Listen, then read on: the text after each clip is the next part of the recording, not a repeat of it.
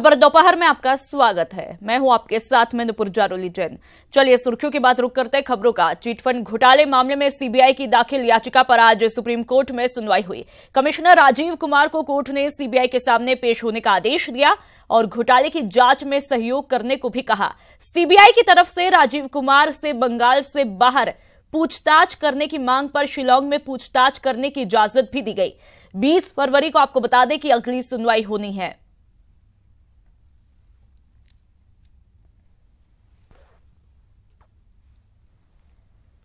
और पिछले 3 दिनों से धरने पर बैठी पश्चिम बंगाल की मुख्यमंत्री ममता बनर्जी ने सुप्रीम कोर्ट के फैसले को सही ठहराया और इस न्याय और संविधान की जीत इसे करार दिया है। ममता ने मोदी सरकार पर कई गंभीर आरोप भी लगाए। हमको पूरा इंटरफेरेंस कर रहा है, हमको रुपया ठीक से नहीं देते हैं, हमारा लोगों को तंग कर रहा है, हमारा ऑफिसर को तंग कर रहा है, हमारा मीडिया को तंग कर रहा है, हमारा फिल्म इंडस्ट्री को तंग कर रहा है, हमारा इंडस्ट्रियलिस्ट को तंग कर रहा है, हमारा फार्मर्स को तंग कर रहा है। इसी के लिए मेरे को दिल बहुत रो रहा था। मैंने बहुत दिन तक डाइजेस्ट किया है। कितना तक कोई तो बोले, कुछ तो बोलना चाहिए। आपको पता है, यू आर स्पीकिंग फ्रॉम जिधर में जिसको भी अरेस्ट करता है उड़ीसा में लेके चला जाता है। अब बंगाल में अरेस्ट किया, उड़ीसा के में क्यों लिया जाएगा? जानबूझ के तंग कर रहा है। किसी को दिल्ली ले जाता है, किसी को उड़ीसा में ले जाता है, किसको क्या है। आप कोई कुछ बोला तो आपको लेके कहां भेज देगा, कोई बात नहीं है। तो एक क्या देश चल रहा है, एक क्या एडमिनिस्ट्रेशन चल रहा है। हम इसी को लिए कहेंगे कि आज का जीत हमारा जीत नहीं है। It's a victory of the people, victory of save India, victory of democracy, victory of constitution and victory of all my forces including central and state forces. और मुख्यमंत्री अशोक गहलोत प्रियंका गांधी से आज मिलने पहुंचे हैं। उनके आवास पर दोनों की मुलाकात चल रही है। मुख्यमंत्री अशोक गहलोत ने प्रियंका गांधी को महासचिव बनने की बधाई भी दी है। प्रियंका गांधी की पॉलिटिक्स में एंट्री हुई है और महासचिव का आज पदभार उन्होंने संभाल लिया है। और मुख्यमंत्री अशोक गहलोत प्रियंका गांधी के आवास पहुंचे, उनसे मुलाकात फिलहाल अभी कर रहे हैं और उन्हें बधाई दी।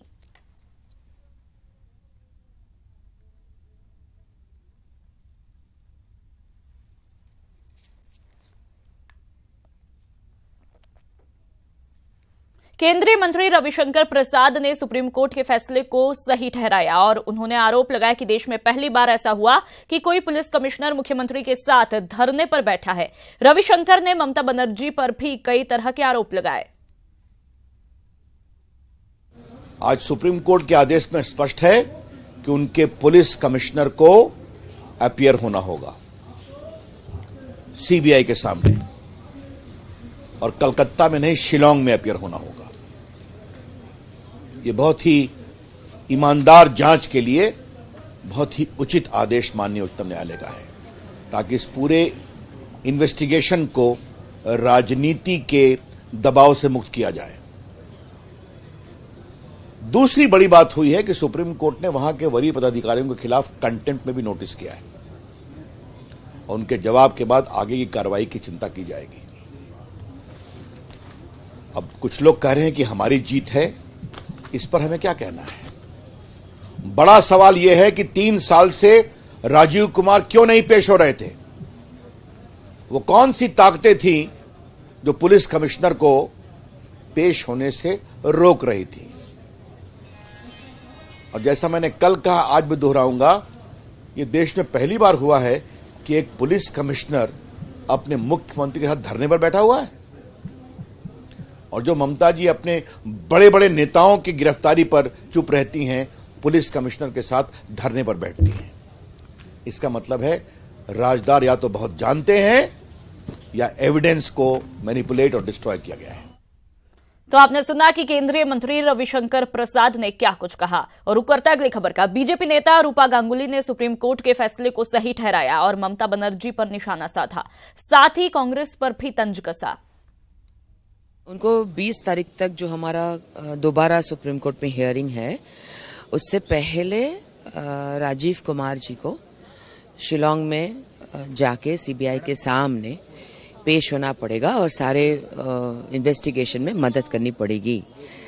तो अभी ममता जी ने भी ये कहा है कि उनके जो लीडर्स है, मतलब हमारा जो लीडर है, उनके कौन लीडर है अभी ये देखेंगे, उनके कौन लीडर है, उनका लीडर कौन है। क्या वो ये कहती है कि वो किसी के और बुद्धि से चलती है? ये तो जो हमेशा कांग्रेस के बारे में बोले जा रहे हैं कि कांग्रेस फोन करके साथ है बोल रहे हैं, मंच में तो राहुल जी खड़ा नहीं। और अब खबर झुंझुनू से मिल रही है। एसीबी झुंझुनू की पिलानी में कार्रवाई हुई है। अजमेर विद्युत निगम तकनीकी सहायक को इस कार्रवाई के तहत पकड़ा है। 3000 की रिश्वत लेते पकड़ा। वीसीआर नहीं भरने की एवज में यह रिश्वत मांगी गई थी और तकनीकी सहायक सुरेश सिंह को गिरफ्तार कर लिया गया है। गरिंडा निवासी रंगलाल की शिकायत पर इस कार्रवाई को अंजाम दिया गया।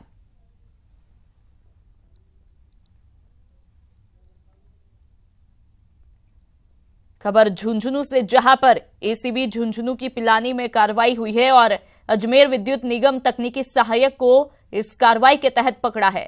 3000 की रिश्वत लेते पकड़ा है।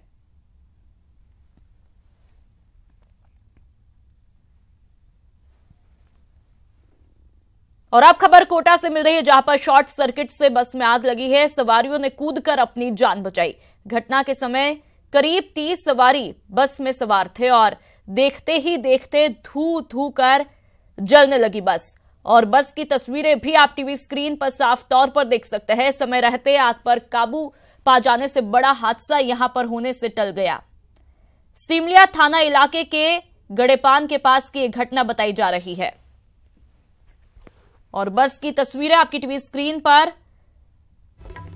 धुएं के उड़ते गुबार से ही यह अंदाजा लगाया जा सकता है कि एक भयावह हादसा होने से यहां पर बच गया। एक्सक्लूसिव तस्वीरें आपकी टीवी स्क्रीन पर। गनीमत यह रही कि सवारियों ने समय रहते कूदकर अपनी जान बचा ली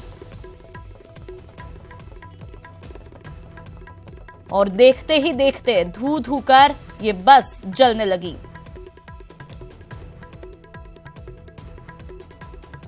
बस की तस्वीरें आपकी टीवी स्क्रीन पर कि किस तरह से बस पूरी तरह से आग की लपटों में दिखाई दे रही है। एक्सक्लूसिव तस्वीरें न्यूज 18 राजस्थान पर। और घटना के समय करीब 30 सवारी बस में सवार थे। गनीमत यह रही कि समय रहते सवारियों ने कूदकर अपनी जान बचा ली।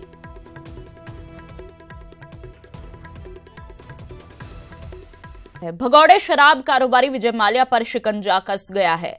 ब्रिटेन के गृह मंत्रालय ने माल्या के भारत प्रत्यर्पण की मंजूरी दे दी है।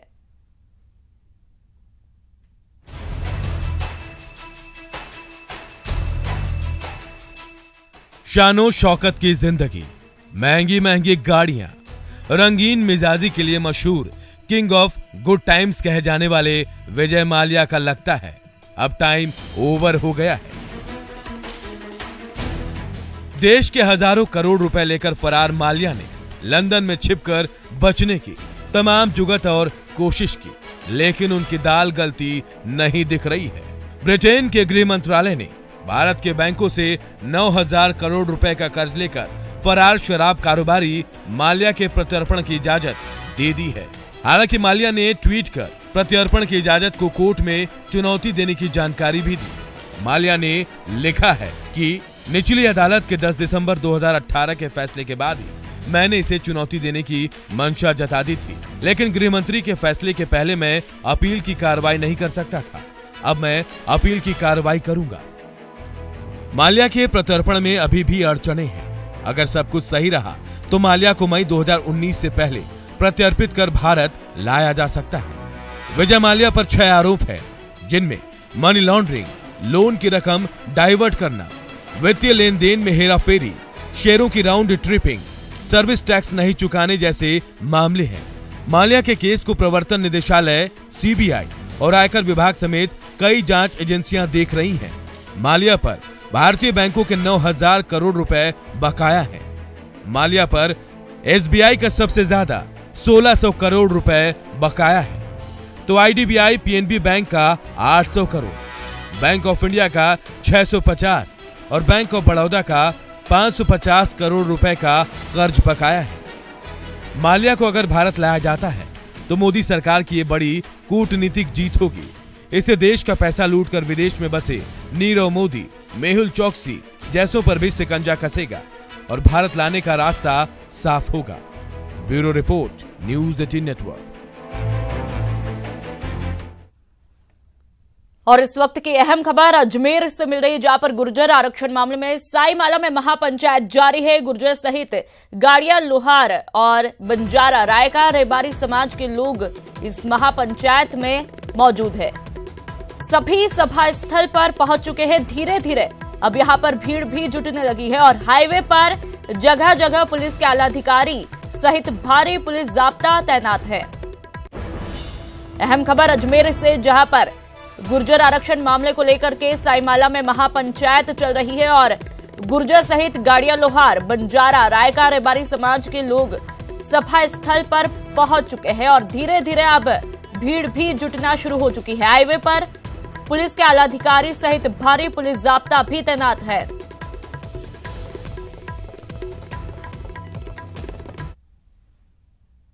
आपने कई बाबाओं का नाम सुना होगा, देखा भी होगा, लेकिन आज हम आपको मिलाते हैं मशरूम बाबा से, जो कि प्रवचन के जरिए मशरूम के उपयोग और उसकी खेती से जुड़ी जानकारी लोगों को देते हैं। देखिए ये खास रिपोर्ट।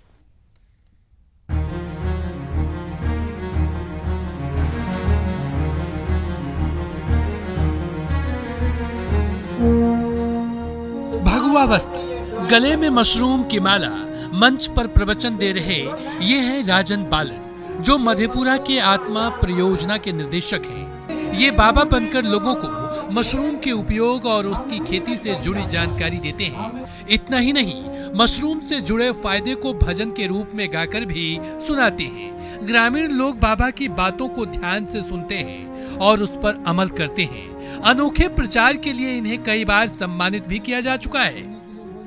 बाबा के रूप में किसानों को जागरूक करने में काफ़ी मदद मिलती है, क्योंकि सभी बाबा सत्संग होते हैं, सद्गुरु होते हैं और किसान उन पर विश्वास करते हैं। इसीलिए मैं बाबा के रूप में जब कृषि की तकनीक को बताता हूँ तो किसान काफ़ी आनंदित भी होते हैं और बाबा के बातों पर ध्यान देके उस तकनीक का भी अनुसरण करते हैं।